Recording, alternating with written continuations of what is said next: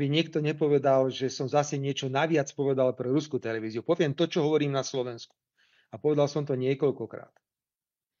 Kto má veriť tomu, že ruská armáda alebo armáda Ruskej federácie by mala cez Ukrajinu pokračovať ďalej do Európy, keď médiá 2 roky vytvárajú obraz, že ruská armáda prehráva na všetkých úsekoch, že ruská armáda nie je schopná udržať malú dedinku, že ruská armáda nie je schopná udržať polnú cestu, že ruskí vojaci utekajú. A tým istým dychom, tí istí ľudia, ktorí hovoria toto, hovoria, že táto ruská armáda, ktorá vraj uteká, je pripravená napadnúť celý západný svet. Prosím, a kto má záujem na svetovom konflikte? Ak niekto chce eskaláciu napätia, tak presne toto bude hovoriť. Dajte mi jadrové zbranie na územie, dajte mi rakety dlhého a stredného doletu a budeme ich používať vo vzťahu k ruským cieľom. Čiže toto je plán, ktorý síce predniesol prezident Zelenský na pôde Európskej rady, ale našťastie v tomto je nejaký pud seba záchovy Európskej únie. Európska rada sa rozhodla ani ho nedať do záverov, ani ho nespomenúť v záveroch Európskej rady. My sme ani len nepovedali v záveroch Európskej rady, že pán prezident Zelenský tu bol a hovoril niečo o tzv. Victory Plan, pretože vieme, že tento plán víťazstva je absolútne nerealistický, opakujem ešte raz, nerealistický a vedie k totálnej eskalácii napätia, ktorú si z nás nikto nemôže dovoliť. Ja volám, aby sme mali zdravý rozum, aby sme boli racionálni, aby sme si uvedomili, kde sa všetci teraz nachádzame. Pri plnom pomenovaní, pani redaktorka, ešte raz, pri plnom pomenovaní, aké chyby ktorá strana urobila. Či to bola ruská strana, alebo to bola ukrajinská strana. Ja teraz, my na Slovensku hovoríme, vám nebudem ťahať medové modúziky popod nos. Tak ako Spojené štáty porušili medzinárodné právo v Iraku, veľmi otvorene hovorím, že použitie vojenskej sily na Ukrajine je porušením medzinárodného práva. Ale malo to nejaké príčiny. Jednoducho sa to pre niečo stalo. Vieme, v akom stave ten konflikt je a my dnes nechávame tú Ukrajinu. Len bojujte do posledného Ukrajinca, my vám budeme dávať peniaze, zbrane, len bojujte. Hoci všetci vieme, že stratégia oslabenia Ruskej federácie ako takej nefunguje a ani fungovať nikdy nebude. Bol som veľakrát kritizovaný za to, že som skonštatoval, že Spojené štáty majú obrovský vplyv na Ukrajine.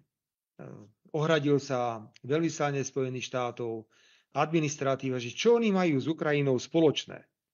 Toto môžu rozprávať samozrejme niekde v bulvárnych médiách, ale kto sleduje politiku, tak si uvedomuje, že aký je vplyv Spojených štátov na území Ukrajiny. A preto nie je možné tento problém riešiť bez dohody medzi Spojenými štátmi, Ruskou federáciou, Čínou a Ukrajinou samozrejme, lebo Ukrajina je predmetom. Lebo nebolo by správne, pani redaktorka, ja veľmi rád sa vraciam naspäť do histórie, lebo kto sa neučí z histórie, tak robí veľkú chybu. Bolo Mníchov 1938, kedy bola Mníchovská konferencia, kde sa rozhodovalo o Československu bez Československa. A Československo bolo obetované. Doslova bolo obetované záujmom Hitlera a bolo rozdelené. A keď poviete teraz na Slovensku, že jediná krajina, ktorá prejavovala reálny záujem pomôcť, vtedy Československu bol bývalý Sovietsky zväz, tak ste pomaly za zločinca a za nepriateľa. Nerobme preto chybu. Ak sa má rokovať o Ukrajine a máme rokovať o bezpečnostných zárukách pre túto krajinu, lebo Ukrajina bude potrebovať bezpečnostné záruky. Tie ale nie sú v NATO. Ja to neverím, že členstvo v NATO by boli bezpečnostné záruky pre Ukrajinu.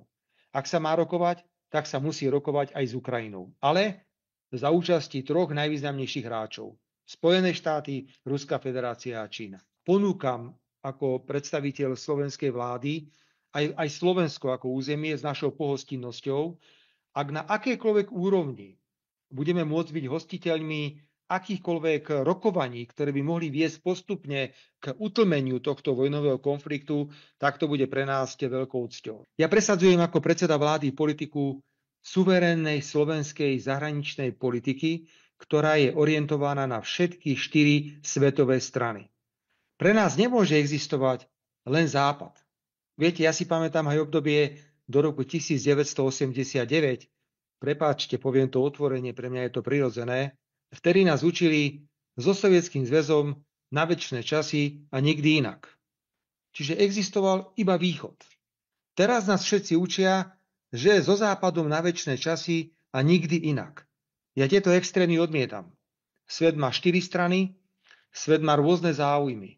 A preto napríklad zajtra odchádzam na oficiálnu návštevu do Číny, pretože si myslím, že rovnako ako s Ruskou federáciou, aj s Čínou by mala mať Európska únia vyvážené vzťahy a nemali by sme ísť záujem ísť do nejakých obchodných vojen, ako to je napríklad teraz v súvislosti s elektromobilmi, ktoré Čína tak úspešne vyváža do Európy.